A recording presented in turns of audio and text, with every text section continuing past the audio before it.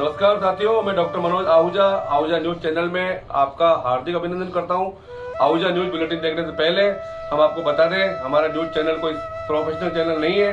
कानून की विशेष जानकारियां दिखाना, मौजूदा विधानसभा से संबंधित महत्वपूर्ण खबरें दिखाना और हमसे जो लोग जुड़े हुए हैं, हमारे सब्सक्राइबर्स, हमारे मित्र, हमारे शुभचिंतक, उनसे जुड़ी हुई महत्वपूर्ण खबरें दिखाना हमारे आहूजा न्यूज चैनल की पहली प्राथमिकता में शामिल है। आप भी हमारे आहूजा न्यूज चैनल के सदस्य बने। अगर आपने हमारे चैनल को सब्सक्राइब नहीं किया है तो सब्सक्राइब करें। तो आइए देखते हैं आज की विशेष खबरें आहूजा न्यूज चैनल बुलेटिन पर। भारत निर्वाचन आयोग के निर्देशानुसार विधानसभा आम चुनाव 2023 के दौरान चुनाव लड़ रहे राजनीतिक दलों और उम्मीदवारों को आपराधिक पूर्ववृत्त का प्रचार प्रसार करना होगा। निर्वाचन अधिकारी ने बताया कि उच्चतम न्यायालय के आदेशों की अनुपालना में आयोग ने अभ्यर्थियों के आपराधिक रिकॉर्ड यदि कोई हो तो प्रसारित करने के संबंध में दिशा निर्देश जारी किए हैं। राजनीतिक दलों तथा अभ्यर्थियों के आपराधिक मामलों के प्रचार प्रसार के लिए फॉर्म C1 व C2 के जरिए राष्ट्रीय एवं स्थानीय समाचार पत्रों एवं टीवी चैनल्स में प्रसारित करवाना होगा। अभ्यर्थी की ओर से भरे गए नामांकन पत्र में यदि स्वयं के संबंध में कोई आपराधिक मामला दर्ज होने की सूचना दी जाती है तो अभ्यर्थी एवं संबंधित राजनीतिक दल को सूची के अनुसार जानकारी प्रकाशित एवं प्रसारित करवानी होगी। उनके मुताबिक आयोग के निर्देशानुसार विधानसभा चुनाव के उम्मीदवारों में यदि किसी का आपराधिक रिकॉर्ड है तो प्रथम प्रचार अभ्यर्थिता वापसी के प्रथम 4 दिनों के भीतर, दूसरा प्रचार अगले 5 से 6 दिनों के बीच तथा तीसरा प्रचार 9वें दिन से प्रचार अभियान के अंतिम दिन, मतदान दिवस से 2 दिन पूर्व तक विज्ञापन समाचार पत्रों एवं टीवी चैनल्स पर प्रकाशित प्रसारित करने होंगे। ऐसे राष्ट्रीय स्तर के समाचार पत्र जिनकी प्रसार संख्या 75,000 प्रतिदिन हो तथा स्थानीय समाचार पत्र जिसकी प्रतिदिन 25,000 प्रतियां प्रकाशित होती हो में प्रकाशित करवाने होंगे। इसी तरह विभिन्न टीवी चैनल्स में भी रिकॉर्ड का प्रसारण करवाना होगा। जिला निर्वाचन अधिकारी ने बताया कि आयोग के निर्देशानुसार फॉर्मेट C1 उम्मीदवारों के लिए होगा तथा C2 राजनीतिक दलों के लिए होगा। निर्धारित प्रपत्र के अनुसार पूरी जानकारी भरकर समाचार पत्रों एवं टीवी चैनल्स पर प्रकाशित प्रसारित करवाना होगा।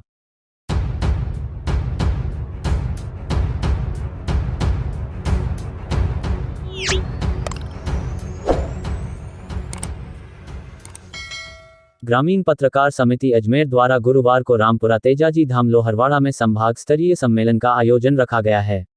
ग्रामीण पत्रकार समिति के पदाधिकारी पत्रकार विजय कुमार पाराशर ने बताया कि ग्रामीण पत्रकार समिति संस्था ग्रामीण पत्रकारों का सबसे बड़ा संगठन है जिसका मुख्य उद्देश्य ग्रामीण क्षेत्र के पत्रकारों को संगठित कर उनकी गरिमा को वृद्धि करना है तथा सरकार द्वारा जो बेनिफिट शहरी पत्रकारों व अधिस्वीकृत पत्रकारों को दिया जा रहा है वही बेनिफिट ग्रामीण पत्रकारों को दिलवाना है।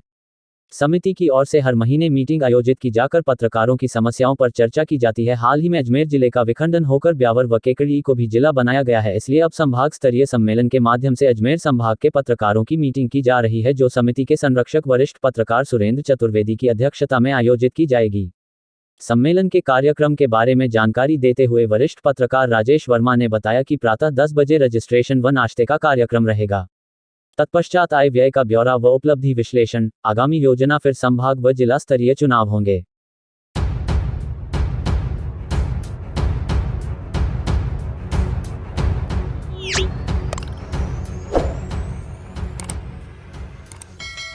मध्य प्रदेश हाईकोर्ट ने पिछले सप्ताह पारित किए गए निर्णय में कहा कि यदि पत्नी के पास उच्च शिक्षा की डिग्री है तो यह उसे भरण पोषण के अधिकार से वंचित करने का आधार नहीं हो सकता। जस्टिस प्रेम नारायण सिंह की पीठ ने पत्नी को प्रति माह 10,000 रुपये का गुजारा भत्ता देने के फैमिली कोर्ट के आदेश को बरकरार रखते ये टिप्पणी की। कोर्ट ने अपने आदेश में बताया कि CRPC की धारा 125 समाजवादी कानून का एक हिस्सा है जिसका उद्देश्य समाज में एक जरूरतमंद महिला की स्थिति में सुधार करना है।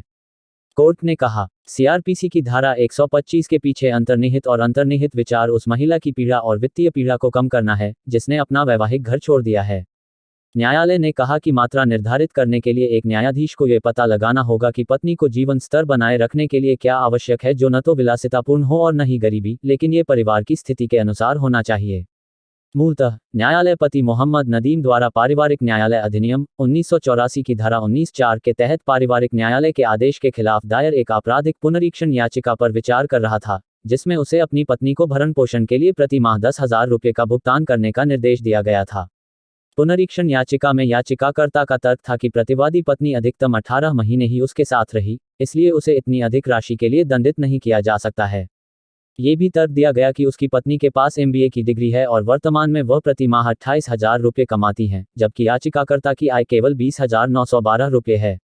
इस संबंध में उनके वकील ने निहारिका घोष बनाम शंकर घोष मामले में दिल्ली हाईकोर्ट के फैसले पर भरोसा किया, जिसमें हाईकोर्ट ने फैसला सुनाया था कि एक पत्नी तब पति से भरण पोषण की हकदार नहीं हो सकती जब वह अत्यधिक योग्य हो और शादी के बाद भी कमा रही हो, हालांकि वह अपनी वास्तविक आय का खुलासा नहीं करती है। शुरुआत में न्यायालय ने कहा कि यदि पत्नी के पास उच्च शिक्षा की डिग्री है तो ये सुनिश्चित नहीं किया जा सकता है कि वह अपना भरण पोषण करने में सक्षम है।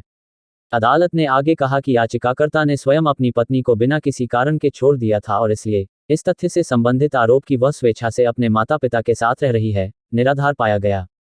भरण पोषण राशि के संबंध में कोर्ट ने कल्याण डे चौधरी बनाम रीता डे चौधरी नी नंदी मामले में शीर्ष अदालत के फैसले का हवाला दिया, जिसमें यह देखा गया कि पति की आय का 25% उचित होगा और उससे अधिक नहीं।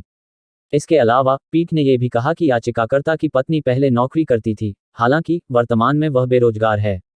इसके अलावा अदालत ने कहा कि याचिकाकर्ता के वेतन प्रमाण पत्र के अनुसार यह माना जा सकता है कि उसका वेतन लगभग 40,000 रुपये है। इसके मद्देनजर न्यायालय को ट्रायल कोर्ट द्वारा पारित आदेश में कोई अवैधता, अनियमितता या अनौचित्य नहीं मिला, इसलिए इसने इसमें कोई हस्तक्षेप नहीं किया।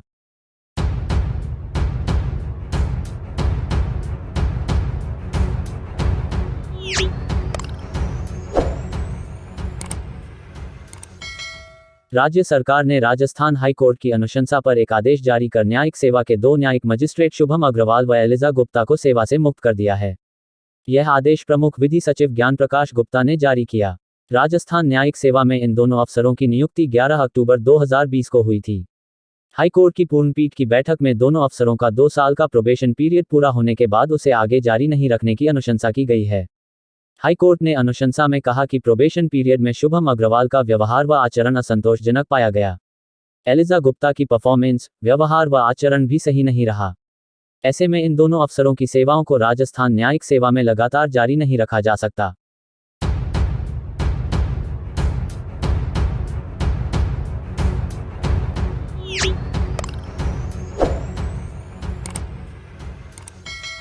नगर परिषद परिसर में बुधवार को जिला कलेक्टर विश्व मोहन शर्मा द्वारा मतदाताओं को जागरूक करने के लिए वोट वृक्ष का पाती लगाकर शुभारंभ किया गया। इस अवसर पर केकड़ी विधानसभा के निर्वाचन अधिकारी विकास पंचोली ने इस वोट वृक्ष पर लगाए जाने वाली संकल्प पाती के बारे में जानकारी देते हुए बताया कि इसके माध्यम से आगामी विधानसभा चुनाव में मतदाता वोट देने का संकल्प लेंगे। उन्होंने इस अवसर पर उपस्थित मतदाताओं को संकल्प पाती के लिए प्रेरित किया। इस वोट वृक्ष पर मतदाताओं द्वारा संकल्प पाती से अपने मतदान को सुनिश्चित करने के लिए संकल्प लिया जा रहा है। ये संकल्प पातियां वोट वृक्ष की पत्तियों के रूप में दिखाई दे रही है। इस वोट वृक्ष पर अजमेर जिले का शुभंकर बसंता संदेश देता हुआ दिखाई पड़ रहा है। इसमें बसंता का संदेश बसंता की मनोहार वोट देवो नरनार के माध्यम से मतदान जागरूकता का कार्य किया जा रहा है। वोट वृक्ष के उद्घाटन समारोह के अवसर पर अतिरिक्त जिला कलेक्टर श्री दिनेश धाकड़ सहित अन्य विभागीय अधिकारी, कर्मचारी व अन्य नागरिक उपस्थित रहे।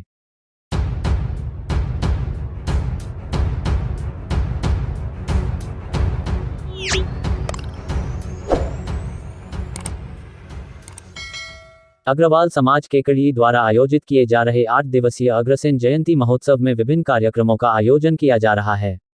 मंगलवार रात्रि को घंटाघर के पास स्थित श्री लक्ष्मीनाथ जी मंदिर में सुंदरकांड पाठ का आयोजन किया गया। इस मौके पर संजय अग्रवाल, अनूप पिलानिया ने अपनी मधुर वाणी से संगीतमय सुंदरकांड पाठ का वाचन किया। पाठ समाप्ति के पश्चात लक्ष्मीनाथ जी की आरती कर प्रसाद वितरण किया गया।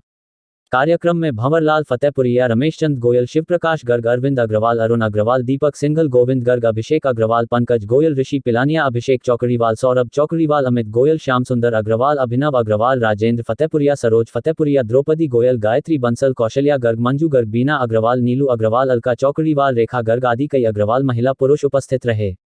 प्रवक्ता अभिषेक अग्रवाल ने जानकारी देते हुए बताया कि आज रात्रि में एकल गान प्रतियोगिता का आयोजन किया जाएगा एवं पूर्व में हुई प्रतियोगिताओं में प्रथम एवं द्वितीय स्थान प्राप्त करने वाले सभी प्रतियोगियों को पारितोषिक वितरण किया जाएगा।